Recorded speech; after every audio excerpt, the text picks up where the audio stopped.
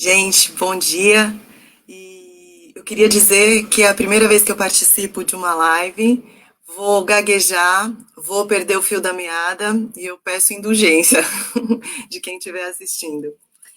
E quando vocês me pediram, né, para falar sobre solidariedade, eu entendi que era difícil pela amplitude do tema, né, e como encontrar, né, o caminho para abordá-lo.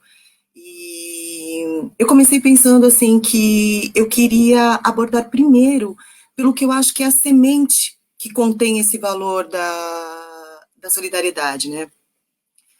Quando a gente é criança, assim, na nossa primeira infância, você vai para a escola e teu pai e tua mãe não te dizem assim, ó, você vai para a escola e você tem uma caixa de lápis de cor, não divida isso com ninguém. Ou eles não dizem para você, você está proibido de compartilhar seus brinquedos com os seus irmãos. É o contrário, né? Pais, educadores, desde os nossos primeiros momentos, assim, de coexistência, de convívio nesse mundo, o que eles tentam nos infundar é o valor da comunhão, né? É partilhar, é dividir, é apoiar. E eu não sei em que momento a gente vai perdendo isso ao longo da vida. Depois eu pensei em nós como espécie, né? Os seres humanos, assim. E a gente sabe que o nosso salto evolutivo, ele se deve, entre outros fatores, né, à questão da colaboração. Nossos ancestrais, eles descobriram que, eles sabiam que eles não eram os mais fortes, não eram os mais ágeis, não eram os maiores, e que a associação permitia, né, a colaboração permitia que eles sobrevivessem, porque isso facilitava a proteção entre eles, o modo de se alimentar, a caça, quando eles se reuniam, se organizavam e colaboravam. Então, assim, isso permitiu esse salto evolutivo que faz de nós hoje a espécie que domina o planeta. Então, nisso também está a essência da colaboração, né? E a gente vem trazendo isso, a nossa sociedade vai se formando, vai se transformando, né? Nós humanos nos organizamos em sociedade, e essa sociedade vai evoluindo, assim como os humanos, como os seres humanos individualmente. E nos últimos séculos, assim, a gente opta por construir sociedades que estão baseadas nesses valores, principalmente assim em ideais luministas, assim, de que a gente vê nos signos franceses, assim, de liberdade, igualdade, fraternidade, no que está contido numa Declaração Universal de Direitos Humanos, que diz que todos nós temos direito a um mínimo, né, para cada indivíduo, que todos nós temos que assegurar conjuntamente um mínimo para cada indivíduo. A manutenção da liberdade, é o direito à vida, é o direito de se alimentar, o direito de se locomover, todos esses direitos básicos, assim, eles são protegidos num sistema de colaboração. E a nossa Constituição, né, a nossa sociedade jovem, a nossa Constituição de 88, ela privilegia essa compreensão.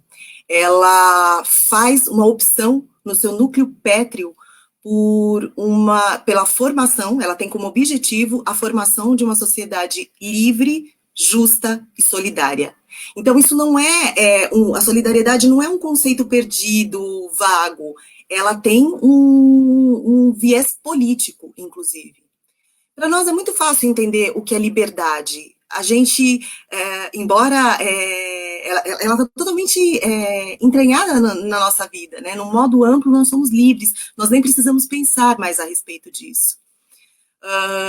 Quanto a ser justa, a gente sabe que a justiça ganhou uma consagração tão firme, né, que ela está institucionalizada e a maioria de nós trabalha para ela. Ela está totalmente instrumentalizada.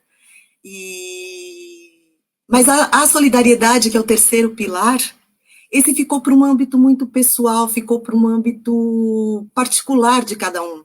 E a gente tende a compreender como a minha capacidade de amor ao próximo, a minha capacidade de fraternidade, de ser caridoso, né? A gente entende como como atos que a gente vai praticar na nossa vida privada e que dizem respeito à nossa consciência.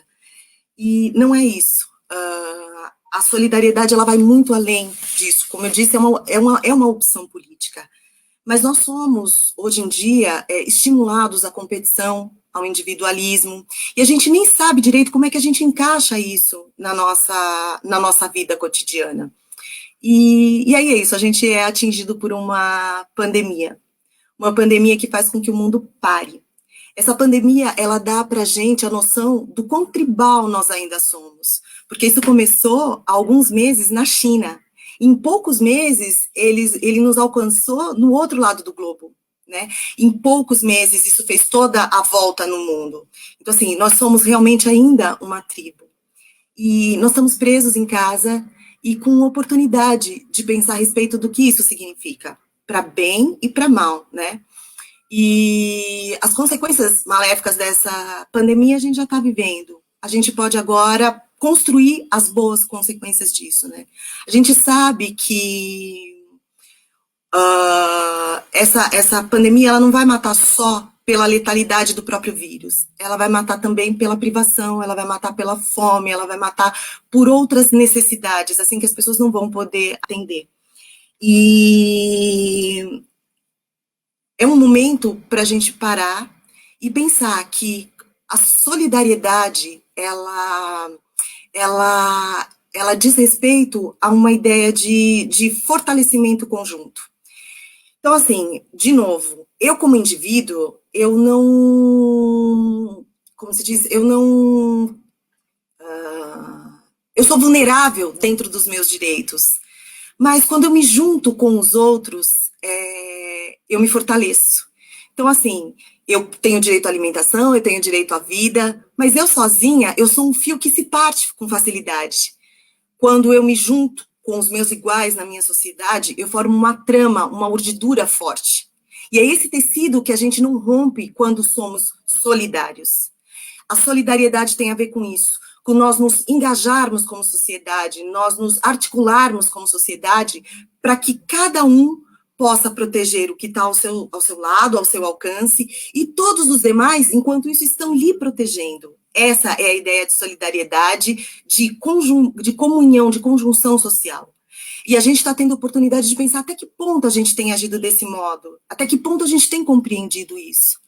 E a gente está descobrindo que a gente é muito despreparado, né? A gente está descobrindo que a gente mal consegue se articular para atingir essas necessidades que estão aqui nos nossos olhos. E a gente não tem tempo, há uma urgência, a gente não tem tempo de esperar ações governamentais, a gente não tem tempo de esperar por um comando superior que diga, olha, ajam assim. Não, nós vamos ter que nos articular e tentar fazer frente a essa demanda que se apresenta agora. E essa articulação, ela nos diz o seguinte, que quando a gente começa a atuar articuladamente, né, mas organizadamente, mas quando a gente começa a pôr a mão na massa e a ajudar a construir isso, nós, no nosso particular, expandindo para o coletivo, nós estamos ajudando a construir uma sociedade que está vai se aproximar mais dos ideais, desses ideais que estão previstos na Constituição, que tem coincidência com as nossas convicções religiosas, espirituais, filosóficas. A gente vai estar atuando para construir isso. Então, assim, como o Tiago disse, nós estamos num ponto muito privilegiado, assim, da sociedade. A gente está em casa, está protegido, a gente tem o abrigo de um teto sobre nossas cabeças, nós temos o nosso sustento garantido no banco, nós estamos, a maioria de nós, na companhia dos nossos familiares, dos nossos queridos, e nós vamos passar por essa pandemia de um modo relativamente fácil, sem esquecer dos amigos que nós já perdemos, né? Dos nossos queridos os nossos colegas que foram vitimados por essa pandemia. Mas, no geral, a maciça maioria de nós vai passar por isso bem. E com a oportunidade de pensar o que eu posso fazer para melhorar esse tecido social, o que eu posso melhorar na vida de alguém que está próximo de mim, de que modo, com isso, eu posso ajudar a construir uma sociedade mais perto daquele ideal que me foi infundado quando criança, que eu absorvo no culto religioso que eu vou, no livro de filosofia que eu leio. E é isso, essa pandemia, ela vai passar, ela vai... ela acaba, uma hora a humanidade se imuniza, né? Pode levar 6 meses, pode levar 1 ano, 2, mas uma hora isso se estabiliza. E isso vai virar, então, uma notícia num livro de história. Mas essa notícia, ela pode ser contada, houve uma pandemia e acabou, ponto. Ou ela pode ser contada, houve uma pandemia, e a partir daí o mundo se reorganizou. As pessoas passaram a agir de outro jeito, houve uma compreensão de mundo diferente, e a gente construiu, e houve um marco, a gente passou a construir uma nova sociedade a partir disso. Isso no macro. No mínimo, a gente pode dizer assim, eu, durante a pandemia, agi desse modo, compreendi essa situação, tive essa compreensão política, tive essa compreensão espiritual e agi desse modo. É a oportunidade de uma notícia bonita na nossa biografia, né? E eu sou muito grata pelo fato de trabalhar no judiciário. Eu, de vez em quando, lidero uma ou outra campanha de um porte muito menor, muito mais modesto. Mas eu nunca fiz um apelo que não fosse atendido no âmbito lá do meu trabalho. O que me diz que as pessoas, assim, elas têm dentro de si o que há de melhor, assim. E às vezes a gente não encontra por onde canalizar isso no nosso dia a dia, na nossa correria, a gente não encontra por onde canalizar isso. E a Ive, que está aqui no vídeo, e a Simone, uma outra colega nossa, elas tiveram contato com essa comunidade, e quando essa pandemia começou, elas tiveram a iniciativa de procurar as pessoas da comunidade, elas já conheciam, elas tiveram a iniciativa de procurar as pessoas dessa comunidade. E elas começaram uma ação individual, e óbvio, não iam dar conta, resolveram apelar para amigos. E a gente está vendo a coisa se somar, crescer, as pessoas comparecerem, colaborarem, a gente está vendo se formar, se construir, né? Alguns dos nossos colegas têm pretensões assim de formar outros núcleos que vão ganhar um caráter permanente depois dessa pandemia. Eles vão agir, eles aprenderam, eles estão eles estão tendo a prática e eles pretendem dar continuidade. É assim que as coisas vão se formando, é assim que a gente vai transformar. E é isso, a gente queria compartilhar essa oportunidade que a gente está tendo de ajudar a construir esse novo modelo social. E a gente quer que todo mundo se junte, a gente quer que todo mundo possa viver essa experiência também. E é isso, assim, não é, eu não estou falando da nossa campanha só, existem muitas outras iniciativas no judiciário, a gente espera que uma das pessoas que está mais atuante, assim, nessa pandemia possa se juntar a gente ainda até o final dessa live, e é isso, esperamos que mais pessoas possam compartilhar isso com a gente, tá bom? Obrigada, gente. Muito bem, Claudinha. Fala muito boa, resgatando um pouco a ideia da solidariedade em tempos de pandemia. Obrigado por compartilhar com a gente. Agora a gente vai pensar um pouco como que tem algumas campanhas, né, como que a gente está desdobrando algumas campanhas no concreto e como cada uma pode ajudar. Peço para a assessoria soltar um vídeo que a gente ajudou a confeccionar, que tem a ver com a nossa campanha. Vai lá, assessoria. Meu nome é Ana Maria. Meu nome é Solange da Silva. Meu nome é Liliana Souza. Meu nome é Fagna. Eu sou moradora daqui do Anchieta. Projeto Anchieta. Todos aqui em casa estão desempregados. Devido a essa crise do coronavírus, parou tudo. Dispensaram todo mundo do serviço, dispensaram sem dinheiro, sem nada. Todas as mães estão desempregadas, com criança em casa, as crianças se alimentavam na escola. Eu tenho um filho acamado, cheio de aparelho, o custo dele é muito caro. Tá muito difícil para nós. Eles falam assim, fica em casa, faz isolamento. Mas a gente que mora em comunidade é muito difícil, porque a gente não tem recurso, né? Nossa sorte é porque a gente tem as pessoas que correm, né, pela gente. Então toda ajuda que chega é bem recebida. Se vocês puderem não só me ajudar e tá ajudando nós todos, eu fico de coração, não tem nem explicação para falar para vocês.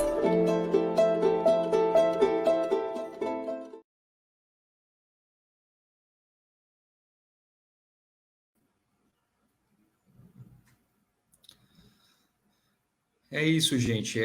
Na verdade, esse é um vídeo que a gente está lançando hoje da campanha de solidariedade. Eu vou passar para a Eveline. Eveline é do TRE, nossa colega do TRE, que começou essa campanha lá atrás. Aí o nosso coletivo do Reconstrução e a nossa associação da Aljustra abraçou.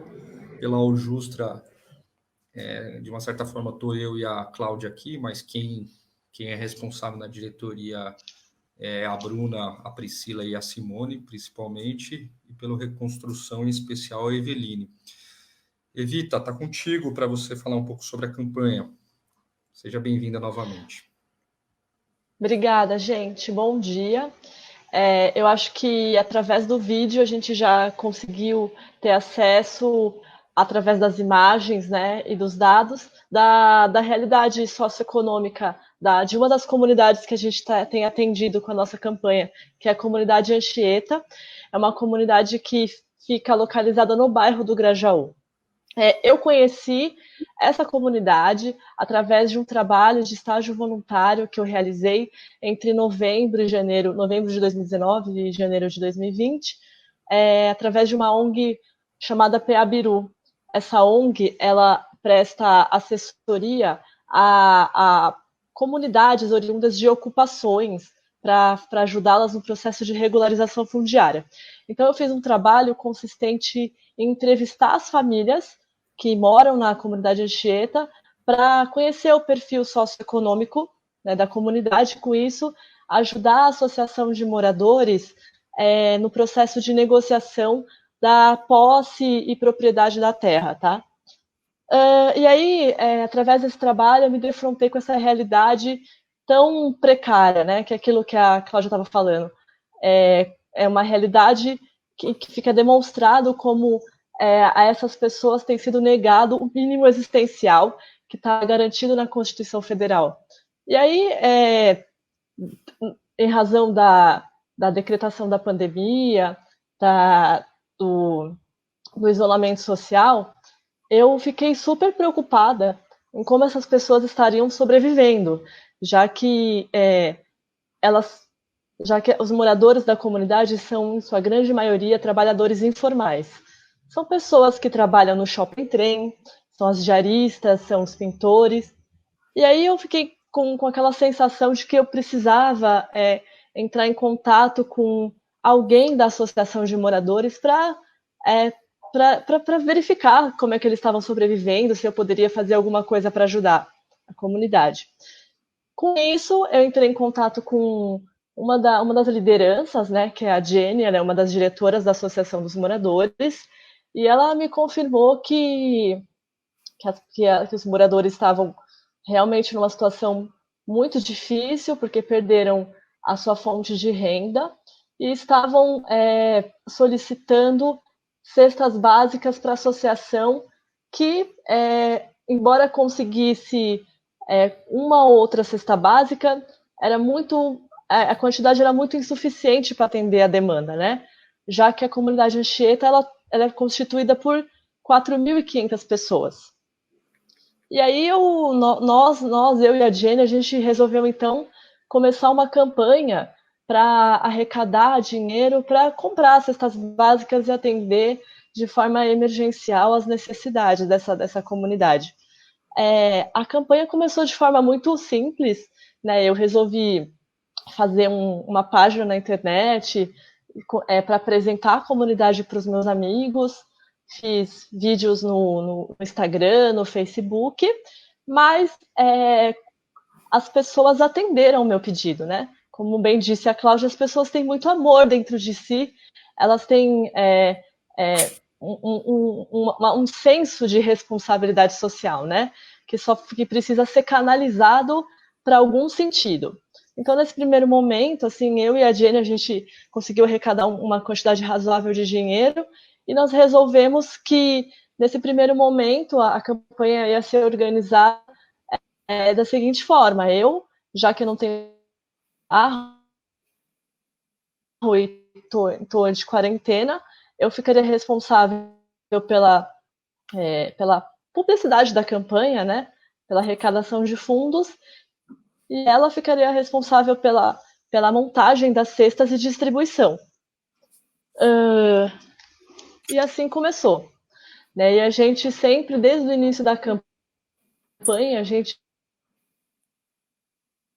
muito pela transparência, né? A gente sabe que ao lado, né, as pessoas elas têm muita vontade de ajudar, também precisam se o fruto da doação está chegando no destino, né, correto. Então, isso é a prestação de contas dessa campanha, tá? Então, assim, a campanha começou assim, comigo com a Jenny, para atender de forma emergencial, e a gente viu que, assim, a demanda era muito maior do que a nossa capacidade de arrecadar, né? E com isso, eu e nós e nesse sentido, a Ojustra e o Reconstrução veio para fazer total diferença, né? Porque o meu poder, o meu e o da Jenny, poder de alcance é muito restrito, né? Diferente do Constituída no estado de São Paulo inteiro, que também tem alcance fora de São Paulo, e do coletivo Reconstrução, que também tem um espectro muito maior. Então foi assim que a campanha começou, gente. Agora eu vou falar um pouquinho sobre a organização da campanha, tá? Também é importante dizer que é um dado que eu tenho muito, muito orgulho, que depois do ingresso da Ojustra e do Reconstrução, a gente tem conseguido atender, além da comunidade Anchieta, outras comunidades carentes da região do Grajaú, especialmente uma comunidade chamada Porto Velho. Essa comunidade ainda não constou no nosso vídeo institucional, mas ela é uma comunidade com características muito parecidas com a comunidade Anchieta. Também é uma comunidade que foi formada a partir de uma ocupação, já está num processo de regularização fundiária mais adiantado, mas as pessoas lá também são os trabalhadores informais, tem muita gente miserável lá, gente que, por exemplo, não tem fogão em casa, então cozinha num fogão improvisado de tijolo, tá? Uma outra coisa importante para vocês conhecerem dessas pessoas atendidas é que elas, por exemplo, moram em barracos de madeirite, né? Como ficou muito, deu para ver nas imagens do vídeo, né? Moram em barracos de madeirite, não são atendidas não são atendidas pela rede de esgoto, né? Não tem rede de esgoto. Na época que eu fiz o trabalho de campo lá na comunidade Anchieta, a Sabesp ainda estava em processo de instalação da rede de abastecimento de água. Então, elas vivem realmente numa situação bem degradante. Então, tá. Então, com relação à organização da campanha. Inicialmente era eu e a Jenny, como a campanha aumentou, então a gente tem atendido prioritariamente a comunidade Anchieta e a comunidade do Porto Velho. Nós temos nessas duas comunidades 2 mulheres que coordenam os trabalhos lá. Então, na comunidade Anchieta, a gente tem a Jenny, que é uma diretora da Associação dos Moradores, e na comunidade de Porto Velho, como não tem uma associação de moradores, a gente tem uma outra mulher que também tem se destacado como uma liderança da região, que é a Loruama. E como é que elas organizam o trabalho delas? Como elas conhecem a comunidade, então elas fazem listagem das pessoas que solicitam cestas e que precisam ser atendidas, e aí elas elegeram um critério de ordem de atendimento, né? Então elas fazem uma listagem com preferência para atender mães solo, para atender famílias mais numerosas, famílias com pessoas idosas, e elas também tentam obter informações de outras instituições que têm atendido os moradores das suas comunidades, para fazer um batimento com as listas, para tentar distribuir de forma mais equânime a cesta. Tá? Então é assim, a gente tem contato quase que diário com essas lideranças, para saber dia a dia, né, ou semanalmente, como que é a realidade dessas comunidades, se elas receberam, por exemplo, doação de outras instituições, se não receberam, se tem alguma situação de contágio, né, de confirmado lá na região. A gente acompanha a quantidade de pessoas que estão na lista por cestas básicas. Então, no âmbito das comunidades, a gente tem 2 coordenadoras. E do lado de cá, né, nós que estamos de quarentena, que não podemos estar junto a essas comunidades, a gente tem um grupo de colegas, de amigos do Judiciário Federal que resolveu colocar a mão na massa. Né? Então, nós nos reunimos semanalmente, através do Zoom, de outros aplicativos, para fazer um levantamento do quanto que a gente arrecadou na semana com a campanha, para os informes das coordenadoras sobre a realidade da comunidade, o que eles estão precisando de forma mais emergencial, para ver como que a gente atende. Nós discutimos as estratégias da campanha para tentar ampliá-la. Nós também, e aí a gente fica pensando, porque assim, é interessante essa questão o momento que a gente está vivendo, que como bem disse o Thiago, é sui generis, porque o que nós estamos fazendo, além de atender uma demanda alimentar, é que nós estamos num contexto de pandemia, né? Então, não é só de cesta básica que as pessoas precisam, elas precisam de apoio para respeitar as orientações, por exemplo, de higiene, para respeitar as orientações de distanciamento social para evitar a disseminação de contágio, né? Então, nessas nossas reuniões, nós discutimos também como que a gente, de longe, com todas as nossas limitações, como que a gente consegue atuar para apoiar essas comunidades nesse sentido, né? E aí a gente se defronta com uma das nossas maiores dificuldades, que é justamente esse apoio. Porque esse apoio, na verdade, ele é uma política pública, né? Então a gente fica muito limitado. O que nós conseguimos fazer nesse sentido para ajudar de alguma forma é, por exemplo, produzir máscaras para entregar para essas comunidades e produzir um material informativo, né, que seja o mais simples possível, o mais direto possível, para que essas pessoas possam se informar de forma mais efetiva do procedimento que elas têm que adotar de forma essencial, né, para se protegerem. A gente também sempre pensou muito de que forma a gente pode integrar essas comunidades em trabalhos maiores, né, em ações maiores. Por exemplo, eu tomei contato, quer dizer, tomei conhecimento, né, da campanha que está sendo promovida pela Uniafro, por exemplo. Então, eu mandei um e-mail para a Uniafro, apresentando a comunidade, indicando a líder comunitária, e com isso, a Uniafro acabou atendendo a comunidade anchieta, né? Então, a gente está sempre também pensando sobre isso, sobre como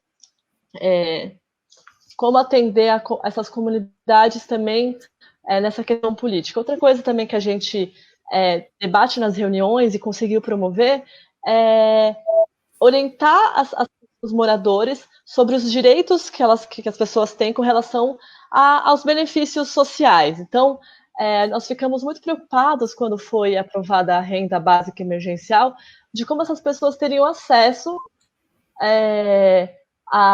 ao benefício, como elas se cadastrariam, né? Então, a gente, principalmente a Simone, maravilhosa, a gente fez todo um trabalho de estar junto da comunidade, se colocar à disposição para sanar qualquer dúvida. Fizemos também um material informativo simplificado para que as pessoas pudessem ter mais facilidade para fazer o cadastro para a renda, né? Também a gente vai atrás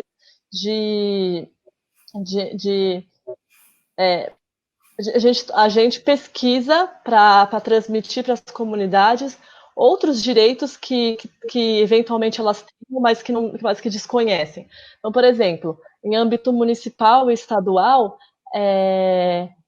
foi disponibilizado um cartão, um valor mensal para as mães que têm crianças matriculadas em escolas, em creches, né? Então, a gente foi atrás para entender como que funciona isso, para orientar a comunidade, para que para que elas tenham efetivamente acesso a esse direito, porque às vezes é isso, né? Muitos direitos, eles existem mais na letra da lei, mas é tão difícil, é tão burocrático acessar esses benefícios que eles acabam se perdendo no meio do caminho. Então, uma das nossas frentes de atuação é ajudar a comunidade nesse sentido.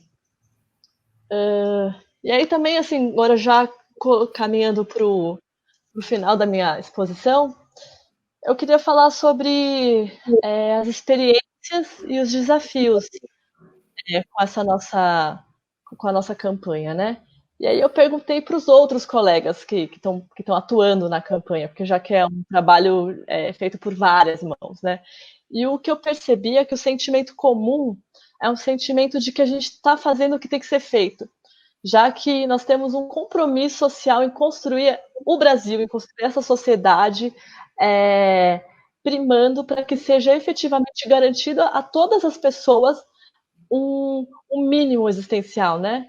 Seja garantido efetivamente a dignidade da pessoa humana. Só que, ao lado desse sentimento de compromisso social, tem um sentimento de formiguinha, porque por mais que a gente faça, sempre fica aquém das necessidades, né? Já que, na verdade, o nosso trabalho, ele é quase que um tapa-buraco de um Estado ausente. Né? Então fica sempre muito aquém, tem sempre aquela sensação de impotência. De impotência. Ainda mais considerando que não é só uma demanda alimentar, né? É uma demanda. A pandemia ela deixou assim muito mais do que evidente o abismo social em que a gente vive, né? E como faz diferença, como que fica inviabilizado para essas comunidades respeitar a financiamento social, de quarentena, porque elas não têm uma moradia digna, né? Uma moradia salubre. Elas moram em casas de madeirite, elas moram em poucos cômodos com famílias numerosas, então elas vivem uma realidade de pequenas aglomerações. Essa semana, por exemplo, a nossa coordenadora na comunidade do Porto Velho, a Loruana, ela me informou que faz 15 dias que falta água na comunidade. 15 dias que falta água. Como é que essas pessoas lavam as mãos sem água em casa, gente? Então, é isso, sabe?